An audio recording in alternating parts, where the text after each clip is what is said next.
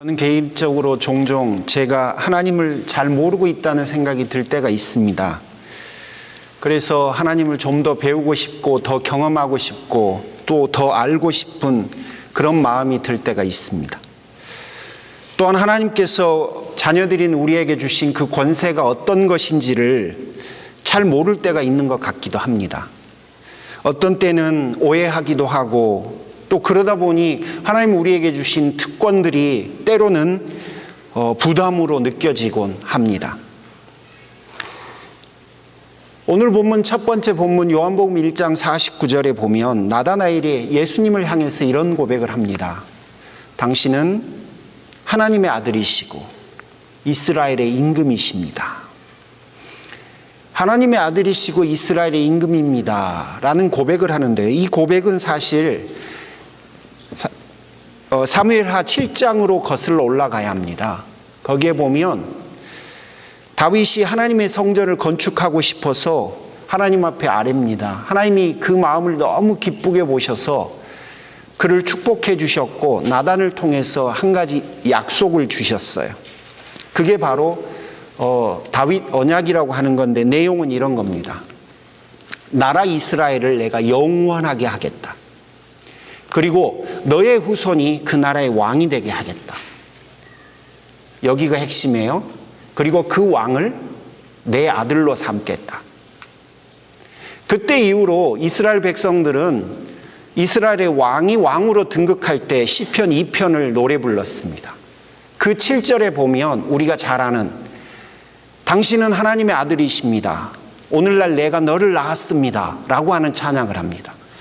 그래서 하나님의 아들이라고 하는 단어는 단순하게 하나님의 아들이십니다가 아니라 사실은 이스라엘의 임금이시고 이스라엘의 왕이십니다, 그런 의미를 담고 있습니다.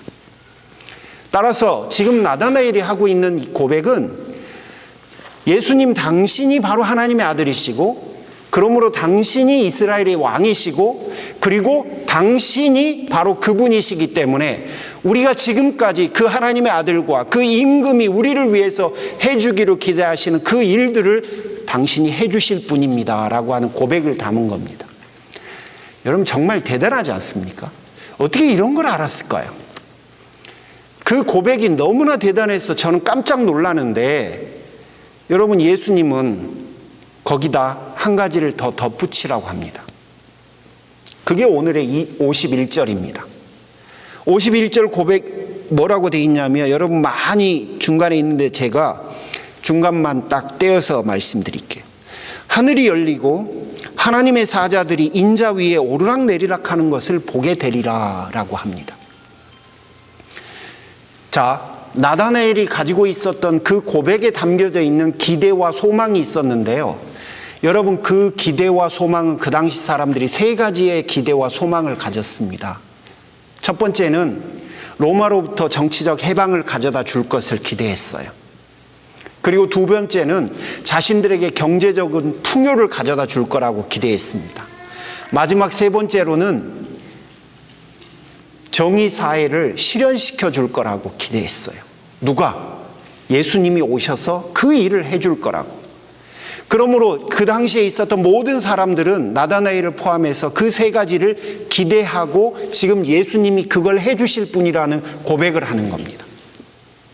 자, 그런데 예수님은 그것을 뛰어넘어서 다른 이야기를 하셨어요. 그게 51절이에요. 하늘문이 열리고 인자 위에 천사가 오르락내리락 하는 것을 보게 될 거다라고 하는 굉장히 엉뚱한 말씀을 하신 거죠. 그래서 오늘 본문을 이해하기 위해서는 사실 구약 성경에 나와 있는 두 군데 본문을 이해해야 합니다. 먼저는 다니엘서 7장에 나와 있는, 거기에 보면 내 짐승에 관한 환상을 다니엘이 봅니다. 그 다음에 인자가 오셔서 그 짐승들을 물리치고 그런 다음에 나라를 다시 회복하신 후에 성도들에게 보호자들에 앉게 해주시겠다고 하는 약속을 주시는 게 다니엘서 7장이에요.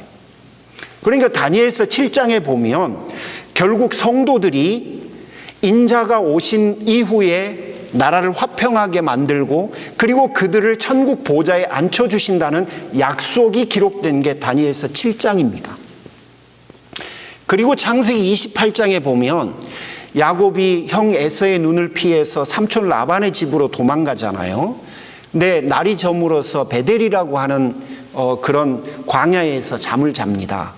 그때 꿈을 꾸게 되는데 그 꿈 이야기가 창세기 28장에 나옵니다. 하늘을 향해서 사다리가 있고 그 사다리로 천사들이 내려왔다 또 올라갔다 내려왔다 올라갔다를 반복해요. 근데 이게 무슨 의미인지 사실 우리가 명확하게 잘 몰랐는데요. 랍비들이 이걸 해석했습니다. 탈굼과 랍비들의 창세기 주석에 보면 여러분이 들으시기에 조금 이상해 보이시고 엉뚱해 보이지만 이 해석은 굉장히 명쾌하게 받아들이시는 게 좋을 것 같아요. 야곱이 하나님의 언약을 받은 하나님의 백성이에요. 하나님의 축복이 그에게 있고 그리고 아브라함, 이삭, 야곱으로 이어지는 언약의 계승자입니다. 그런데 야곱이 형 에서의 낯을 피해서 도망을 가자 그때 하나님께서 천사를 붙여서 야곱을 호위하게 만듭니다. 그런데 야곱이 잠들자 야곱을 호위하던 천사가 야곱의 얼굴을 용기를 내어서 한번 얼른 봐요. 그리고 그게 너무 자랑스러워서 사다리를 타고 천국을 가서 다른 천사 동료들에게 자랑을 했다는 거예요. 그러자 다른 천사들이 자기도 보고 싶다고 내려와서 보고 또 올라가고 또 내려와서 보고 올라가고요. 여러분 되게 희한한 해석이죠. 그런데요, 이 해석에 담겨져 있는 의미가 명확해요. 야곱은 지금 형을 피해서 도망가는 신세고요. 집 한 칸이 없어서 돌로 베개를 베고 하늘을 이불 삼아서 이슬을 맞으며 사는 존재예요. 얼마나 비참하고 초라합니까? 그런데 그렇게 비참하고 초라한 야곱을 천사도 감히 얼굴을 들어서 볼 수 없는 그런 신분이라는 거예요. 지금 눈에 보이는 게 너무 초라해 보이는 야곱이 사실은 하나님의 언약을 받은 그리고 그에게 하나님의 축복이 약속되어 있는 존귀한 신분이기 때문에 천사들도 마음대로 그를 쳐다볼 수도 없는 존귀한 신분이 되었다는 그런 이야기예요. 자, 이게 바로 1장 51절의 배경이 되는 두 본문입니다. 그런데 1장 51절은요, 야곱 대신에 인자라고 하는 분이 그 자리를 대신해요. 인자 때문에 너희들이 오르락내리락 하는 것을 보게 된다는 거예요. 그렇게 된다는 거예요. 그 이야기는 뭐냐면요, 야곱이 아니라 인자를 통해서 우리가 그렇게 존귀한 신분이 된다는 이야기입니다. 그 인자가 누구냐면 다니엘서 7장에 나와 있는 예언된 그 메시아예요. 오늘 본문에서 보면 그리스도라고 말할 수 있죠. 예수님 그분을 통해서 우리가 환경과 상관없이 우리가 처해 있는 상황과 상관없이 그분이 우리를 위해서 해주신 일 때문에 우리가 존귀한 신분이 되었다는 게 1장 51절의 이야기입니다. 그래서 1장 51절을 요약해보면 이런 의미가 될 수 있죠. 지금 우리는 초라한 신분인데 예수 그리스도가 우리를 위해서 해주신 그 일과 하나님의 언약 때문에 우리는 보좌에 앉아서 하나님의 영광에 참여할 거룩한 신분이 되었다라는 것이 오늘 본문의 약속입니다. 자, 그러면 여러분 한번 나다나엘의 고백과 예수님이 우리에게 축복해 주시는 그 내용 둘을 한번 비교를 해 보시죠. 나다나엘은 예수님이 오셔서 당신이 우리를 로마로부터 해방을 가져다 주실 겁니다. 우리는 그걸 기대합니다. 당신이 우리에게 경제적 풍요를 이루어 주실 겁니다. 그리고 당신이 우리에게 정의 사회를 구현해 주실 겁니다. 우리는 그걸 기대합니다. 라고 하는 고백을 했어요. 그러자 예수님은 나는 너희들의 영혼을 구원해 줄 거고 나는 너희들이 거룩한 신분이 되어서 천국 보좌에 앉혀줄 거고 나는 너희들에게 하나님 나라 백성이 되는 복을 줄 거다라고 이야기를 합니다. 여러분 비슷한 것 같지만 좀 다르지요? 자, 이게 바로 하나님께서 우리를 성도되게 해주신 복이라는 거예요. 그 성도라고 하는 단어 안에 담겨주신 의미가 바로 이런 놀라운 의미가 담겨져 있다는 겁니다. 사랑하는 성도 여러분, 우리가 사는 세상에서는 우리가 가진 것으로 우리의 가치를 평가합니다. 돈이 있으면 비행기 탈 때 퍼스트 클래스 타면 됩니다. 그러면요, 대우를 받습니다. 그리고 지나가는 사람들의 부러움을 한눈에 받습니다. 그러나 하나님 자녀의 존귀함은 우리가 가진 것으로 결정되지 않는다라고 오늘 본문은 우리에게 말을 합니다. 우리는 비록 야반도주하는 신세고 나의 몸 하나 누일 곳이 없다 하지만 천사도 감히 야곱의 얼굴을 함부로 쳐다볼 수 없습니다. 왜냐하면 그의 존귀함은 그가 어느 집에서 자고 있느냐가 아니라 주께서 그를 어떻게 보고 계시냐가 결정하기 때문에 그렇습니다. 우리의 인생을 가장 빛나게 해주는 것은 여러분 우리의 커리어가 아닙니다. 주님이 우리를 어떻게 보시느냐, 그분이 우리에게 어떤 약속을 주셨냐, 여러분 그게 바로 우리의 인생에서 우리가 가장 빛나는 그런 장면이죠. 저는 개인적으로 이 사실을 가장 잘 증명하는 본문이 데살로니가전서 5장 16절부터 18절이라고 봅니다. 항상 기뻐해라, 쉬지 말고 기도해라, 범사에 감사하라. 정말 주옥 같은 말씀입니다. 제가 개인적으로 제일 좋아했던 말씀이 이 본문입니다. 하지만 저는 이 본문을 대할 때마다 왠지 모르는 부담이 있었습니다. 제 마음속에 늘 마음이 무거웠습니다. 이유는 이게 명령이잖아요. 항상 기뻐해라. 그런데 늘 기뻐하지는 못하거든요. 쉬지 말고 기도해라 하셨는데 그 기도라는 게 매번 그렇게 되지는 않지 않습니까? 범사에 감사하라 하는데 어떻게 감사만 인생이 나옵니까? 그런데 여러분, 제가 오늘 첫 번째 본문, 주께서 우리의 영혼을 축복하셨고 우리가 거룩한 신분이고 우리는 천국 보좌에 앉을 그런 성도라고 하는 것에 대한 근거를 가지고 오늘 본문을 좀 다르게 볼랍니다. 여러분, 제가 문법적 근거와 그리고 신학적 근거를 여러분에게 말씀드릴 건데 제가 여러분에게 드리는 제안을 한번 진지하게 생각해 보시고 제가 여러분에게 드리는 이해가 여러분에게도 맞는지 틀리는지를 여러분이 취하실 수 있는지 없는지를 한번 고민해 주셨으면 좋겠어요. 일단 오늘 본문은 명령이에요. 명령이니까 명령형으로 되어 있으니까 대부분 명령이 맞지요. 그러니까 명령을 되어 있으니까 우리는 순종해야 되는데 순종을 못하니까 부담스러워져요. 왜냐하면 명령은 대부분 의무잖아요. 의무. 그런데 여러분, 명령형이라고 모든 게 다 의무인 건 아니에요. 만약에 여러분의 배우자가 여보 갈비 만들어 놨으니까 저녁에 갈비 먹어 라고 했다고 해보십시오. 먹으라고 하니까 이건 명령이거든요. 근데 이 본문이 그 말이 당신 오늘 저녁에 갈비를 꼭 먹어야 해? 라는 의미가 아니라 저녁에 갈비를 드셔도 돼요. 갈비 해놨으니까 마음껏 드세요. 이렇게 이해될 수 있는 거 아니겠습니까?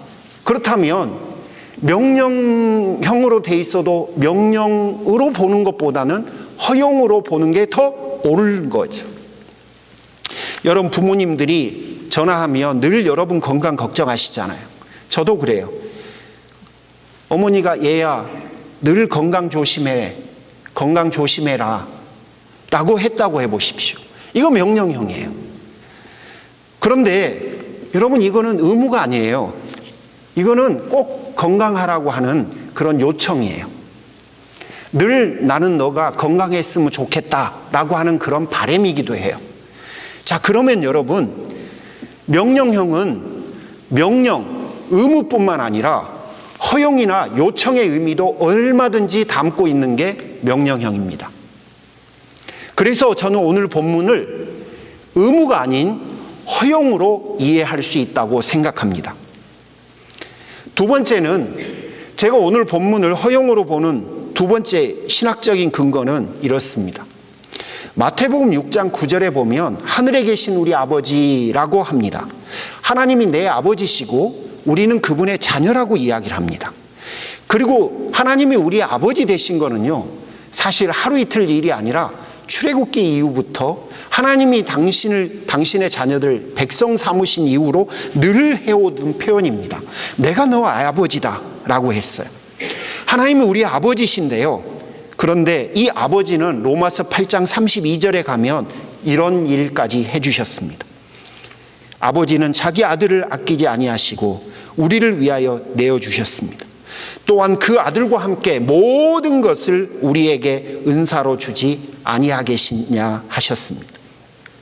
여러분, 은사로 준다는 이 헬라어 단어가 카리세타이라고 하는 단어인데요, 이게 그냥 공짜로 준다 그런 의미입니다. 대가 없이 준다 그런 의미입니다. 그러니까 이 말은 어떤 의미냐면요, 우리에게 십자가 은혜를 주실 때 하나님이 우리에게 그 반대급부로 어떤 의무를 부과하신 것이 아니라 우리에게 모든 것을 공짜로 은혜로 주셨다는 그런 의미입니다. 다른 말로 하면 내가 너를 구원해 줬으니 너는 나에게 이런 걸 줘야 돼 라고 하는 그런 의미가 아니란 말입니다. 저는 이상과 같은 점에서 데살로니가전서 5장 16절부터 18절을 의무가 아닌 허용으로 한번 보고 싶습니다. 의무는 항상 기뻐해, 쉬지 말고 기도해, 범사에 감사해, 넌 그래야 돼. 왜? 성도니까 라고 말하는 거지만, 하나님이 내 아버지시고 그분이 나를 구원하시기 위해서 독생자까지 희생시키고 헌신시키신 그분 안에 담겨져 있는, 하나님 나라의 복음 안에 담겨져 있는 그분의 마음은 우리에게 어떤 의무를 부과해서 부담을 주시려는 게 아니라, 너는 내 아들이고 내가 너의 아버지니까 너에게 주는 의무가 아니라 특권으로서 허용이라고 저는 이해합니다. 그래서 본문은 이렇게 해석될 수 있다고 봅니다. 항상 기뻐하라 라는 건 너는 어떤 상황 속에서도 늘 기뻐해야만 한다라는 의무가 아니라, 너는 항상 기뻐해도 돼. 왜? 내가 너의 아버지 되어 줄 거니까. 쉬지 말고 기도해.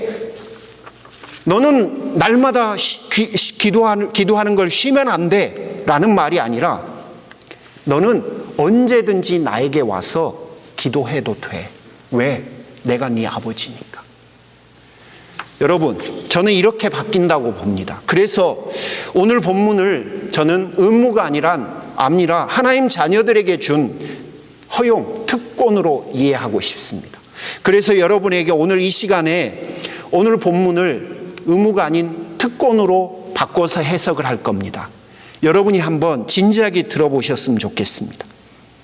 첫 번째, 항상 기뻐하라. 여러분, 우리가 살다 보면요, 정말 어려움을 많이 당해요. 그런데 그거를 주님도 다 알고 계세요. 우리는 그때마다 아버지라고 부르면 돼요. 우리가 어렸을 때 놀다가 무슨 일 생기면 엄마, 아빠라고 부르면 그분들이 나타나셔서 문제 다 해결해 줬잖아요.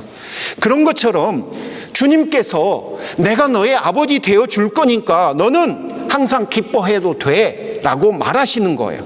왜? 우리가 그분의 자녀들이니까. 여러분, 마지막 강의라고 하는 책으로 유명한 카네기 멜론 대학의 랜디 포시라고 하는 교수님 이야기 들어보셨을 거예요.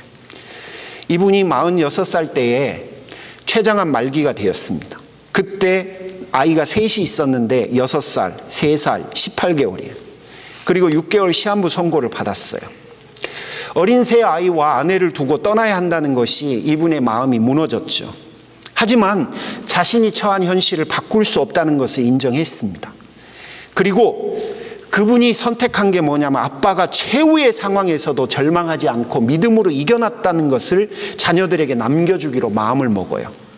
그리고 그분은 그렇게 하루하루 기쁨과 감사로 남은 시간을 살다가 주님께로 갔습니다. 하지만 여러분, 그도 남겨질 어린 아내와 남겨질 아내와 어린 자녀들이 걱정이 되었어요. 당연히 걱정이 되었죠. 날마다 걱정이 되었죠. 하지만 그의 책에 보면 하나님께서 남겨진 가족의 아버지가 되어줄 것을 그는 믿었어요. 그래서 나머지 시간들을 최선의 기쁨과 감사로 살기로 마음먹었습니다. 여러분은 기뻐하셔도 돼요. 왠지 아십니까? 하나님이 여러분의 아버지시니까 그래요. 여러분이 그분의 자녀니까 그래요.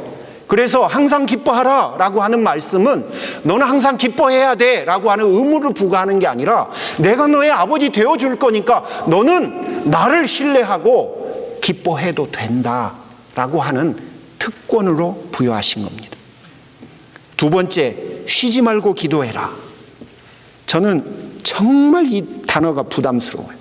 쉬지 말고 항상. 그리고 어른들은 옛날에 뭐라 하셨냐면 기도를 쉬는 죄를 범하지 마라 그러셨어요. 으악 하죠. 여러분 솔직히 기도를 쉬는 죄를 범하지 않는 분이 계십니까 여기에? 그게 죄라면 기도한 것은 뭡니까 도대체? 전 그렇게 생각하지 않습니다. 쉬지 말고라고 번역되어 있는 헬라어 단어는 아디아 레이토스라고 하는 단어입니다. 이 단어는요, 쉬지 말고라고 하는 개념보다는 계속해도 된다라는 의미가 더 많습니다. 뭘 계속해도 된다고요? 기도를 계속해도 된다는 거예요. 이건 무슨 의미냐면요, 우리가 아침이든 저녁이든 새벽이든 언제든지 그분 앞에 요청해도 된다는 이야기예요. 어느 시간이든 나에게 기도해. 내가 진지하게 들어줄게. 왜? 나는 너의 아버지니까. 너는 내 아들이니까. 그러니까 너는 언제든지 나에게 요청해도 되는 거야 라고 하는 허용입니다. 저는 의무가 아니라고 봅니다. 그러면 여러분 이게 부담입니까? 아닙니다. 저는 오히려 특권이라고 느껴집니다. 언제든지 그분에게 나가서 내가 원할 때는 언제든지 부탁할 수 있다는 것, 그런 모든 것을 허용해 주셨다는 것, 여러분 이게 바로 그분이 내 아버지시기 때문에 가능한 일이에요. 예수 그리스도가 십자가에서 나를 위해서 제물로 드려졌기 때문에, 내가 다시금 아버지 앞에 받아들여졌기 때문에 내가 언제든지 그분 앞에 가서 요청해도 되는 거예요.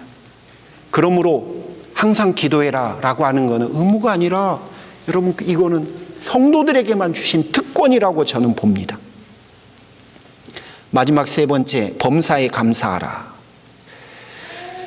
이 본문도 너는 왜 감사가 그렇게 없니? 라고 하는 그런 의미가 아니라고 봅니다. 오히려 모든 일을 감사로 받기만 해도 된다라고 하는 그런 허용으로 봅니다. 노아가 방주를 만들었는데요, 방주는 사실 배예요. 배이지만 한 가지 심각한 문제를 가지고 있는데요, 배에는 돛, 엔진, 노, 키 같은 게 있어야 방향과 속도를 조절합니다. 하지만 이런 게 하나도 없어요. 그러니까 노아 일행은요, 방향도 조정할 수 없고 속도도 조정할 수 없습니다. 자기 마음대로 할 수 있는 게 아무것도 없습니다. 그저 방주가 가는 대로만 움직여야 합니다.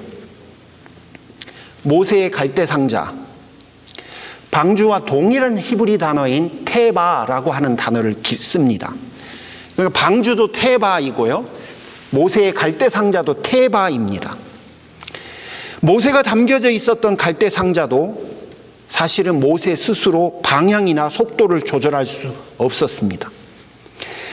가는 대로, 가는 스피드대로 그대로 흘러가고 멈출 뿐, 여러분 사실은 방주도 그리고 갈대상자도 아무것도 할 수가 없었습니다. 그런데 놀라운 게 있어요.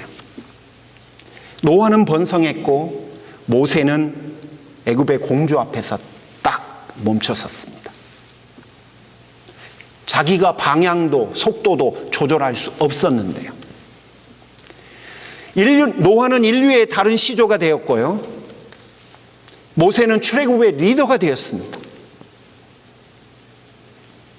여러분, 방주와 갈대상자로 대변되는 노아와의 모세의 공통점은 모든 일에 하나님의 주인 되심을 인정하고 그들은 그냥 이끄시는 대로 감사로 그냥 살았을 뿐이에요. 하나님께서 주인 되시는 삶을 성도는 그냥 감사로 받으면서 살기만 해도 행복할 수 있다는 말이에요. 이게 우리가 그 스피드와 우리가 그 방향을 조절하지 못한다 하더라도 선하신 그분께서 우리의 아버지시니까 방향과 속도를 다 조절하셔서 선하게 이끄시겠다고 하는 약속입니다. 그러니 너는 성도의 삶 그 자체를 감사로 받아들이기만 하면 된다는 게 바로 항상 감사하기만 해도 된다라고 하는 이야기에 담겨져 있는 의미입니다. 여러분, 비행기 타시죠? 비행기는 조그마한 사고에도요, 생명을 담보로 해야 합니다. 내 생명이 걸린 정말 중차대한 일이지요. 그런데 여러분 중에 비행기를 타시기 전에 비행기에 이상이 있는지 없는지 검증하고 점검하시고 비행기를 타시는 분이 있으십니까? 저는 그래 본 적이 없습니다. 내 생명이 걸렸는데도 우리는 점검 안 합니다. 믿고 탑니다. 신앙생활이 바로 그런 겁니다. 하나님이 내 아버지라는 사실을 내가 믿고 그리고 인생이라고 하는 것을 타는 겁니다.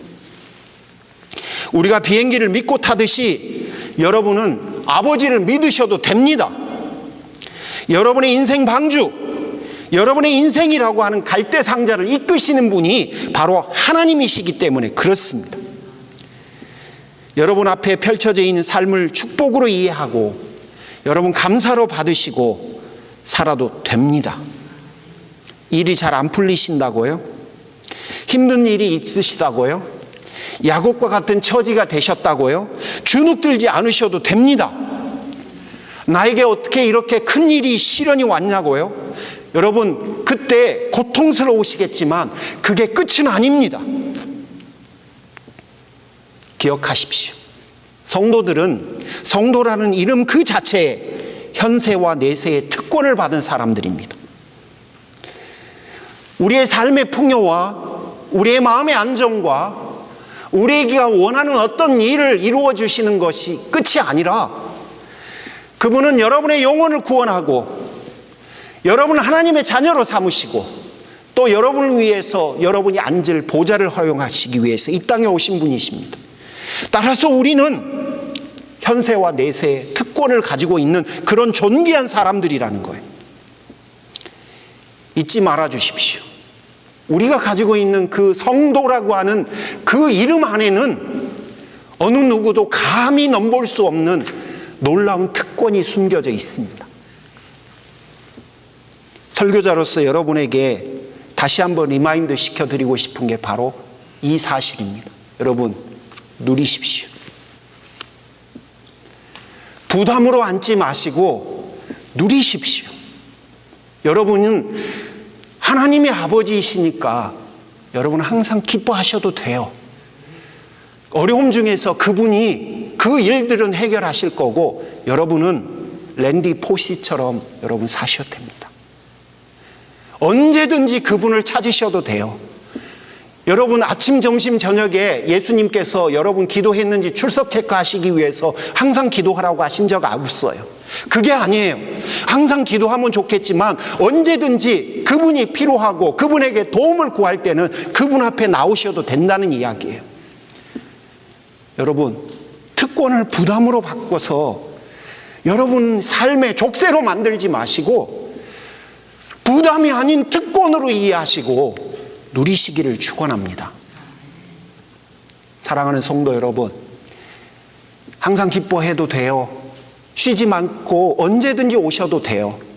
늘 감사로 받으셔도 돼요. 이제는 여러분 이 본문을 은근한 부담으로 느끼시지 말고 그냥 하나님의 자녀들에게 여러분이 하나님의 자녀들인 여러분에게 주시는 특권으로 이해하시고 누리셨으면 좋겠습니다. 기도하겠습니다. 주님, 우리에게 귀한 은혜를 주시고 주께서 허락하신